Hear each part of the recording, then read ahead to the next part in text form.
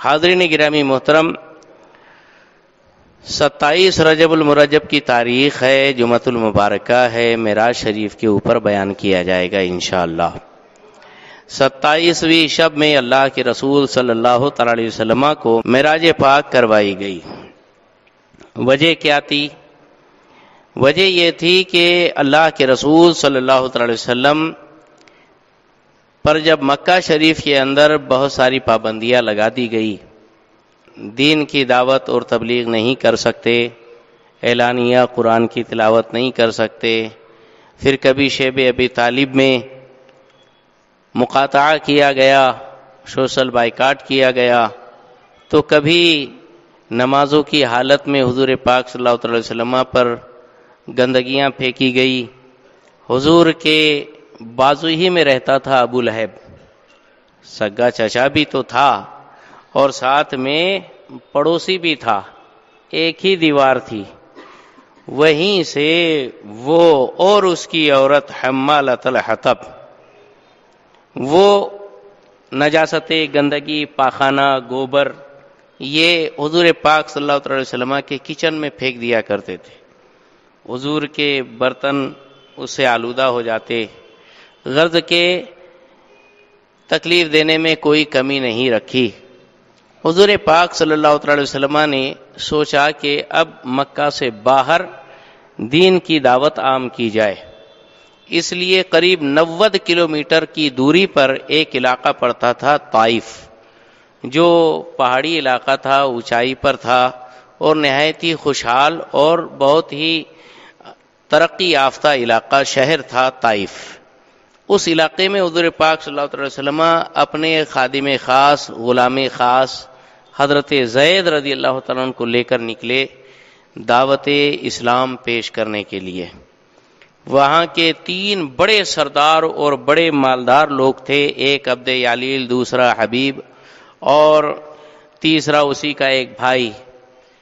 ان تینوں کو جو حضور پاک صلی اللہ علیہ وسلم نے، جو وہاں کے مین سردار مانے جاتے تھے اور سب سے بڑے رئیس اعظم مانے جاتے تھے، ان کو دعوت اسلام پیش کی تو انہوں نے اول فول الول جلول باتیں کی۔ پھر بچوں کو حضور پاک صلی اللہ علیہ وسلم کے پیچھے لگا دیا۔ آپ اندازہ لگائے 90 کلومیٹر کا فاصلہ پیدل طے کیا حضور نے، صرف اپنے ایک خادم حضرت زید کے ساتھ میں۔ وہاں جا کر لوگوں کو گھر گھر پہنچ کر آرام سے بیٹھ کر سمجھا کر دین کی دعوت پیش کی، کوئی ماننے کو تیار نہیں۔ یہاں تک کہ 10 دن حضور نے طائف میں قیام فرمایا اور لوگوں کو طرح طرح سے سمجھانے کی کوشش کی، لیکن دن بدن تعصب بڑھتا گیا اور حضور پاک صلی اللہ علیہ وسلم پر سختیاں بڑھتی گئی، یہاں تک کہ چھوٹے بچوں کے ہاتھوں میں پتھر دے کر اور بے وقوفوں کو حضور کے پیچھے لگا کر چھوڑ دیا گیا۔ پھر کیا ہوا تو آپ جانتے ہیں کہ ایسی پتھر کی برسات ہوئی کہ حضور پاک صلی اللہ علیہ وسلم کے پیر زخمی ہو گئے اور جوتیوں کے اندر خون بھر گیا، جب چلتے تو خون چھلک چھلک کر باہر گرتا تھا، اور تاک تاک کر حضور کے جوڑ پر، گھٹنوں پر، ٹخنوں پر پتھر مارا جاتا۔ حضور بے چین ہو کر بیٹھ جاتے اور جو اٹھتے تو پھر وہی پتھروں کی بارش ہوتی، یہاں تک کہ قریب طائف کے باہر 5 کلومیٹر تک آنے تک یہ معاملہ چلتا رہا۔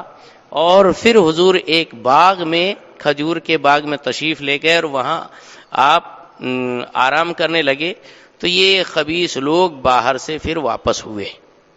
سرکار پاک صلی اللہ علیہ وسلم کی بارگاہ میں وہاں ایک حبشی غلام حاضر ہوا، دیکھا کہ یہ تھکے ہیں، زخمی ہے، پریشان ہے اور چھاؤں میں بیٹھے ہیں، آرام کر رہے ہیں، چہرہ بڑا نورانی ہے۔ وہ حبشی کالا کلوٹا غلام گیا اور حضور پاک صلی اللہ علیہ وسلم کی بارگاہ میں کچھ کھجوریں اور پانی پیش کیا۔ سبحان اللہ، حضور پاک صلی اللہ علیہ وسلم نے خوشی خوشی اس کو تناول فرمایا، دعا عطا فرمائی، اور اس طور پر حضور پاک صلی اللہ علیہ وسلم پھر واپس تشریف لائے مکہ۔ آپ اندازہ لگاؤ، سر سے پیر تک زخموں سے چور وجود ہے اور تکان سے بے حال ہے، 90 کلومیٹر کا فاصلہ، بغیر کوئی توشے اور کھانے پینے کی زیادہ راہ کے بغیر طے کیا جا رہا ہے. کیسی تھکان اور کتنی تکلیف والا یہ سفر ہوگا. حضور وہاں سے آئے اور خانہ کعبہ کے پاس حتیم کے پاس آپ بیٹھ گئے. گھر نہیں جا رہے تھے. پورا وجود جو ہے زخموں سے چور تھا اور خون آلود تھا، تو بے چین ہو گئے. صحابہ کرام پوچھنے لگے، صدیق اکبر پوچھنے لگے، دوسرے لوگ حضور پاک صلی اللہ علیہ وسلم سے کہنے لگے کہ سرکار چلیں، آرام کرے، گھر پر چلے، تشریف لے چلے. حضور پاک صلی اللہ علیہ وسلم نے فرمایا گھر پر تو میں نہیں جاؤں گا، گھر پر مجھے میری فاطمہ دیکھ لے گی، اس کا دل ٹوٹ جائے گا، ہے نا، بی بی فاطمہ کا دل ٹوٹے گا، میں گھر نہیں جاؤں گا. تو وہیں خانہ کعبہ سے قریب ہی مکان تھا بی بی ام ہانی رضی اللہ تعالیٰ عنہا کا، جو مولا علی کی سگی بہن اور حضور پاک صلی اللہ علیہ وسلم کی چچیری بہن لگے گی. انہوں نے آ کر عرض کیا حضور کم سے کم میرے گھر تشریف لے چلیں، میرے یہاں آرام کرے. حضور پاک صلی اللہ علیہ وسلم ان کے یہاں گئے، وہاں آرام کیا. جب آپ آرام فرما رہے تھے، رب العزت پاک پروردگار عالم نے اپنے محبوب کی دل جوئی کرنا چاہا، ہاں اپنے محبوب کو خوش کرنا چاہا. تو رب ذوالجلال نے حضرت جبریل امین کو آرڈر دیا کہ میرے جبریل میرے محبوب کی بارگاہ میں جاؤ اور اپنی کافوری آنکھوں سے اور لبوں سے میرے محبوب کے تلووں کا بوسہ لو اور ان کے تلووں پر اپنی آنکھیں ملو. میرے محبوب بیدار ہوں تو میرا سلام کہنا اور انہیں میرے پاس لے کر آؤ. حضرت جبریل امین گئے، دیکھا کہ حضور پاک صلی اللہ تعالی علیہ وسلم آرام فرما رہے ہیں، سوئے ہیں وہ بظاہر، دل ان کا جاگتا ہے، تلووں پہ ان کے قدسی پیشانی مل رہا ہے. غرض کے حضرت جبریل امین نے اپنے کافوری لب سے حضور کے قدموں کو بوسہ دیا، اپنی آنکھیں تلووں پر ملی، ٹھنڈک محسوس ہوئی سرکار کو. حضور نے اپنی آنکھیں کھولی. حضرت جبریل پہلے تو اللہ کی سلامی عرض کرتے ہیں اور اس کے بعد کہتے ہیں ان اللہ اشتاق الی لقائک، اے اللہ کے رسول آپ سے ملاقات کے لیے اللہ مشتاق ہے، اللہ آپ سے ملاقات کرنا چاہتا ہے، چلا جائے. پھر اس طور پر حضور پاک صلی اللہ علیہ وسلم کے لیے بڑا مشہور واقعہ ہے، سبھی جانتے ہیں کہ براق پیش کیا گیا. براق یہ برق سے بنا ہے، برق یعنی بجلی، بجلی بولے تو پاور، اور بجلی یعنی روشنی، روشنی کا پاور اور روشنی کی رفتار کیا ہوتی ہے. تو آج کے سائنسدانوں سے بہتر بجلی کی رفتار کون جان سکتا ہے؟ آئنسٹائن نے باقاعدہ اس کی بجلی کی رفتار بتائی ہے کہ 1 سیکنڈ کے اندر روشنی جو ہے 1,85,000 میل فی سیکنڈ کی رفتار طے کرتی ہے، اور کلومیٹر کے حساب سے دیکھا جائے تو 1 سیکنڈ کے اندر 3 لاکھ کلومیٹر دور یہ روشنی پہنچ جایا کرتی ہے. 3 لاکھ کلومیٹر کا فاصلہ یہ روشنی طے کرتی ہے. اور یہ براق برق کی جمع کہہ لیجئے یا برق کا صیغہ مبالغہ کہہ لیجئے، یہاں تو ایک نہیں کئی روشنیاں جمع ہے. خود حضور بھی نور ہے، براق بھی نور ہے، اور اس طور پر گویا ایک نور دوسرے نور پر سوار ہو کر جب چل رہا ہے تو یہاں multi ply speed of light کے حساب سے حضور پاک صلی اللہ علیہ وسلم معراج میں تشریف لے گئے. اور آئنسٹائن کہتا ہے، جو اس نے تھیوری آف ریلیٹیوٹی پیش کیا ہے، کہ E=mc²، یہ جو اس کی تھیوری پیش کی گئی ہے اس میں یہ بتایا گیا ہے کہ اگر کوئی انسان روشنی کی رفتار کے 90% رفتار سے چلنا شروع کر دے تو اس کے لیے ٹائمنگ 50% ہو جائے گی، کہ جو کام عام انسان جتنی دیر میں کرتا ہے وہ کام یہ انسان اس کے آدھے ٹائم میں کر لے گا. لیکن اگر کوئی بالکل اسپیڈ آف لائٹ کے مطابق اور اس کی رفتار کے ساتھ 100% اختیار کر لے تو اس کے لیے ٹائمنگ 0 ہو جائے گی، کہ وہ کتنا بھی کچھ کرتا رہے ٹائمنگ اس کے لیے بالکل سیکنڈ کے اندر وہی سارا کام ہو جائے گا. جب آئنسٹائن نے یہ تھیوری پیش کی کہ کوئی انسان اسپیڈ آف لائٹ کے مطابق رفتار کے ساتھ 100% اختیار کر لے تو اس کے لیے ٹائمنگ 0 ہو جاتی ہے. کسی نے بتایا کہ جناب آپ کی یہ تحقیق بالکل صحیح ہے، بہت صحیح کہہ رہے ہو آپ. تو وہ بیچارہ آئنسٹائن ٹینشن میں آ گیا. میں اتنا پڑھا، اتنا لکھا، اتنا ماتھا پچی کیا، اتنا دماغ گھسا، اتنا سو کچھ بھی اٹھا پٹک کیا، کتنے ورق کالے کیا اور کتنی راتیں جاگا، اس کے بعد میں اس نتیجے پر پہنچا ہوں کہ اگر اسپیڈ آف لائٹ کے مطابق انسان 100% اسپیڈ اختیار کر لے تو ٹائمنگ 0 ہو جائے گی. یہ ان پڑھ، یہ بے پڑھا لکھا جس کو سائنس سے کوئی لینا دینا نہیں، وہ میری تصدیق کر رہا، بولے صحیح بول رہے صحیح بول رہے. مطلب یہ کتنا بڑا سائنسداں ہو گیا. تو اس نے پلٹ کر اس مسلمان سے پوچھا، بے تو کہتا کیوں؟ تو نے کون سی پڑھائی کر لیا ہے؟ تجھے کہاں سے پتا چلا ہے؟ کہاں قرآن سے پتا چلا ہے. بولے قرآن سے کیسے پتا چلا ہے؟ ہاں بولے ہمارے پیغمبر حضور پاک صلی اللہ علیہ وسلم کو معراج عطا کی گئی تھی اور حضور پاک صلی اللہ علیہ وسلم براق پر تشریف لے گئے تھے. ہمارے حضور خود نور ہے کہ اللہ نے ارشاد فرمایا کہ قد جاءکم من اللہ نور، اللہ کی طرف سے تمہارے پاس نور آ گیا. تو یہ خود بھی لائٹ ہیں اور براق بھی لائٹ، ملٹی پلائی لائٹ ہے. اور یہ سب ملٹی پلائی لائٹ کی اسپیڈ کے ساتھ جب حضور تشریف لے گئے تو 80,000 سال لگے تھے معراج کے اندر.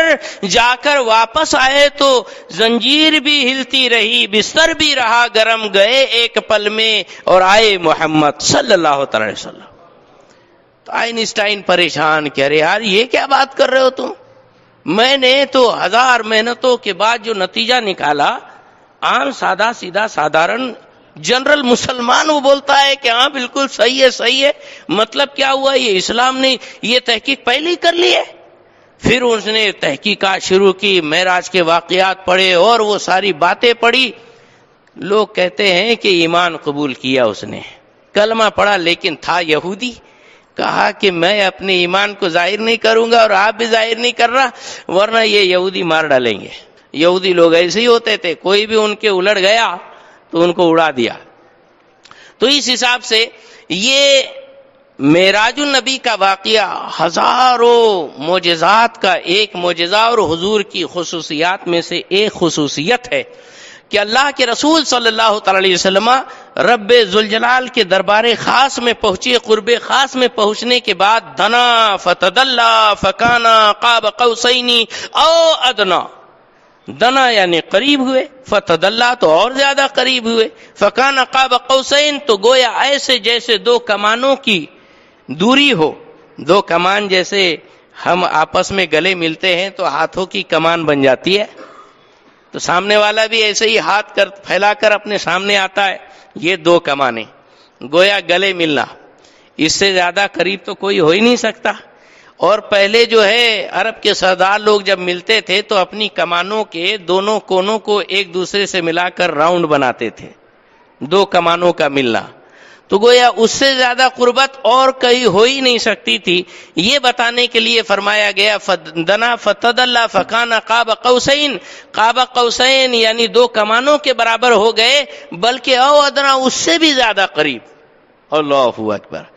فاوحى الى عبده ما اوحى، پھر اللہ نے اپنے بندے خاص پر جو چاہا وہی فرمائی. کیا وہی فرمائی؟ وہ ایک راز ہے، وہ ایک راز ہے، ایسا راز ہے کہ سبحان اللہ. ایک مرتبہ سرور انبیاء جناب احمد مجتبی سرکار محمد مصطفیٰ روحی فدا صلی اللہ علیہ وسلم بڑے خوش ہوئے اور خوشی خوشی گھر میں تشریف لائے. بی بی ام المومنین عائشہ صدیقہ رضی اللہ تعالیٰ عنہا سے فرماتے ہیں، عائشہ مانگو کیا مانگتی ہو. بڑا زبردست ماحول تھا، حضور کا موڈ بالکل فریش، حضور بالکل شگفتہ تھے، خوش تھے، خوش و خرم تھے. فرماتے بولو عائشہ مانگو کیا مانگتی ہو. اب عائشہ صدیقہ بھی حیران کہ اب میں مانگوں تو کیا مانگوں. تو عرض کرتی حضور اگر اجازت ہو تو میں ابو سے مشورہ کر کے آؤں. کہا جاؤ. حضرت بی بی عائشہ صدیقہ پہنچی سیدنا صدیق اکبر کی بارگاہ میں. عرض کرتی ہے آج میرے آقا سرکار کا دریائے رحمت پھل جوش میں ہے، حضور نے فرمایا مانگو عائشہ کیا مانگتی ہو؟ میں چاہتی ہوں کیا مانگوں، میں سمجھ میں نہیں آ رہا۔ تو حضرت صدیق اکبر رضی اللہ تعالیٰ نے کہا کہ ٹھیک ہے، مانگنا ہے تو یہ پوچھنا کہ سرکار یہ جو اللہ تعالیٰ نے فرمایا فَأَوْحَى إِلَىٰ عَبْدِهِ مَا أَوْحَى، اللہ نے اپنے بندے پر وہ وحی فرمائی جو اس نے چاہا، وہ راز و نیاز والی کیا بات ہے اس میں سے کوئی ایک بات بتا دیجئے، ہے نا پتہ کی بات؟ وہ راز و نیاز والی ایک کوئی بات ہم کو بتا دیجئے، یہ منہ مانگا انعام ہوگا ہمارے لیے۔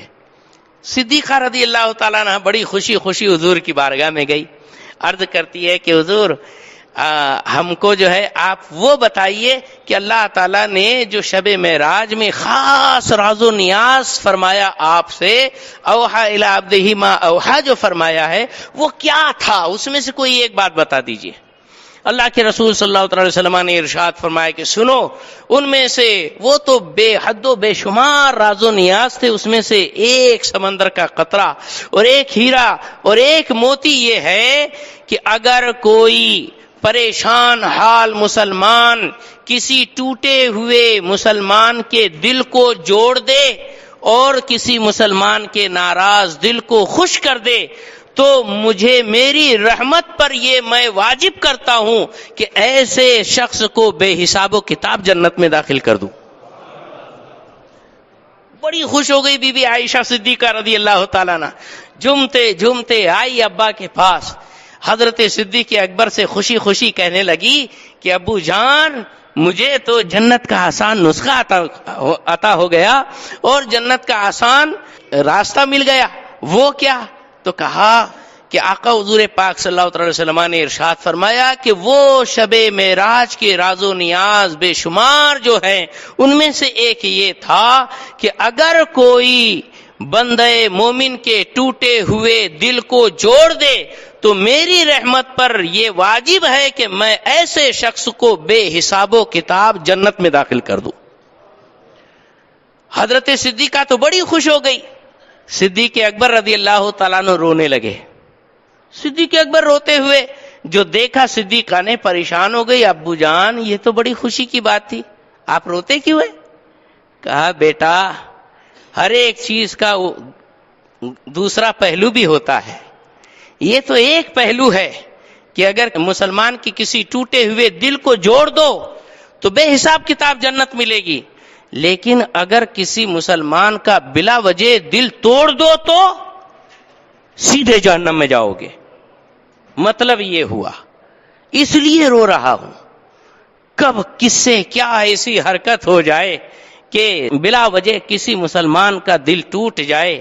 پتا چلا کہ دل بتستاور کے حج اکبر است، از ہزاراں کعبہ یک دل بہتر است، کہ ایک مومن کے دل کو خوش کرو کہ یہ حج اکبر ہے، ہزار کعبوں سے بہتر ایک دل کو خوش کرنا ہے۔ اللہ اکبر۔ تو معراج مصطفیٰ کی شان یہ ہے کہ ڈاکٹر اقبال کہتا ہے سبق ملا ہے یہ معراج مصطفیٰ سے مجھے کہ عالم بشریت کی زد میں ہے عالم افلاک، کہ عالم بشریت کی زد میں ہے عالم افلاک۔ حضرت موسیٰ کلیم اللہ نے تو گزارش کی تھی رب ارنی، اے اللہ مجھے تو اپنا جلوہ دکھا، جلوہ دکھا، جلوہ دکھا۔ رب تعالیٰ نے فرمایا لن تران، تم ہرگز مجھے نہیں دیکھ سکتے، تاکید کے ساتھ فرمایا بالکل مجھے نہیں دیکھ سکتے۔ پھر حضرت موسیٰ نے عرض کیا، پھر اللہ نے فرمایا لن ترانی، بار بار لن ترانی، لیکن حضور نے تو یہاں کوئی عریضہ نہیں پیش کیا، اللہ نے خود اپنی طرف سے جبریل امین کو بھیج دیا، میرے محبوب کو بلا لاؤ، ان اللہ اشتاق الی لقائک، اللہ تمہاری ملاقات کا اشتیاق رکھتا ہے۔ اور باقاعدہ سواری کے لیے براق بھیجا، براق پر بیٹھ کر آپ نے خانہ کعبہ سے مسجد اقصیٰ تک سفر فرمایا، مسجد اقصیٰ تشریف لے گئے، وہاں تمام انبیاء و مرسلین کی امامت فرمائی، اور سارے انبیاء کرام حضور کے مقتدی بنے۔ صرف اتنا ہی نہیں کہ نماز ہو گئی پھر ختم معاملہ، بلکہ نماز ہونے کے بعد حضور پاک صلی اللہ علیہ وسلم کی شان میں خطبہ پڑھا گیا، 1,24,000 انبیاء کرام نے تقریریں فرمائی۔ حضرت آدم علیہ السلام کھڑے ہوئے، حضور پاک صلی اللہ علیہ وسلم کی شان بیان فرمائی، حضرت شیش، حضرت نوح، حضرت ابراہیم، حضرت داؤد، تمام انبیاء کرام کھڑے ہو کر حضور کے اوصاف پر اوصاف بیان کر رہے ہیں۔ کیسا زبردست جلسہ تھا کہ وہاں سننے والے انبیاء، سنانے والے انبیاء، اور صدر نشین سید الانبیاء والمرسلین مصطفیٰ جان عالم محمد الرسول اللہ، کیسی پیاری وہ محفل ہوگی۔ نماز اسرا میں تھا یہی سر، آیا ہو مانے اول و آخر، کہ دست بستہ ہے پیچھے حاضر، جو سلطنت آگے کر گئے تھے، وہ سرور کشور رسالت کہ عرش پر جلوہ گر ہوئے تھے، نئے نرالے طرب کے ساما عرب کے مہمان کے لیے تھے۔ اللہ کے رسول صلی اللہ علیہ وسلم کو معراج کرائی گئی، آتے وقت 50 نمازوں کا تحفہ اور 6 مہینوں کے روزے کے تحفے دے کر واپس کیا گیا۔ موسیٰ علیہ السلام نے 9 مرتبہ گزارش کی تھی، رب ارنی، اے اللہ مجھے اپنا جلوہ دکھا، اے اللہ مجھے اپنا جلوہ دکھا۔ اللہ نے 9 مرتبہ منع فرمایا تھا، لن ترانی لن ترانی لن ترانی، لیکن یہ پیغمبر کی دعا تھی، پوری رد نہیں ہوتی، اس کو ذخیرہ کر کے رکھ دیا گیا تھا۔ اب یہ موقع آیا، حضرت سرکار پاک صلی اللہ علیہ وسلم 50 نمازوں کا تحفہ لے کر جب واپس آئے، حضرت موسیٰ علیہ السلام نے کہا کیا ملا؟ کہا 50 ٹائم کی نماز۔ ارے میری امت تو اچھی طرح سے جانتا ہوں یہ 50 نہیں ادا کر پائیں گی، کم کروائیے۔ اب پہلی مرتبہ تو اللہ تعالیٰ نے بلایا تھا، یہ دوسری مرتبہ اللہ تو بلایا نہیں ہے، لیکن حضور خود چلے جا رہے ہیں۔ معلوم پڑا کتنا یعنی لگاؤ ہے اور کتنی محبت ہے اور کیسی محبوبیت ہے کہ جانا آنا بے حجاب اور بے روک ٹوک ہے، اپنی مرضی سے واپس جا رہے ہیں۔ اللہ کی بارگاہ میں عرض کرتے میرے مولا نماز کچھ کم کر دے، 50 کی جگہ 45 اور 6 مہینے کی بجائے 5 مہینے کر دیے گئے۔ پھر اس کے بعد واپس آئے تو کہا یہ بھی زیادہ ہے، پھر واپس گئے، پھر 5 ٹائم کم ہوا، پھر واپس گئے، پھر 5 ٹائم، 9 مرتبہ گئے تو 5 ٹائم آخر 5 وقت کی نمازیں بچ گئی۔ حضرت موسیٰ علیہ السلام نے پھر بھی کہا یہ 5 بھی بہت بھاری ہے، 5 نہیں ادا کر پائیں گے، یہاں تو 2 ہی تھی صبح و شام کی، وہ بھی نہیں پڑھ پاتے تھے یہ یہودی لوگ، اور آپ کی امت تو اور بھی نازک ہے، یہ کیا پڑھ پائے گی؟ سرکار پاک صلی اللہ علیہ وسلم نے فرمایا اب مجھے اللہ سے حیا آتی ہے، اب کتنا کنسیشن کرانا، 50 کی بجائے 5 رہ گئی، اس میں بھی کیا کنسیشن کرانا۔ پتہ چلا 9 مرتبہ حضور اپنی مرضی اور خواہش سے تشریف لے گئے۔ یہ حضور کی محبوبیت کبریٰ کی علامت ہے۔ اللہ تبارک و تعالی ہمیں نمازوں کا پابند بنائے اور اللہ کے رسول کا سچا عاشق ظاہر بنائے، معراج النبی کے خصوصی فیوز و برکات سے ہم سبھی کو مالا مال فرمائے۔ السلام علیکم ورحمۃ اللہ وبرکاتہ۔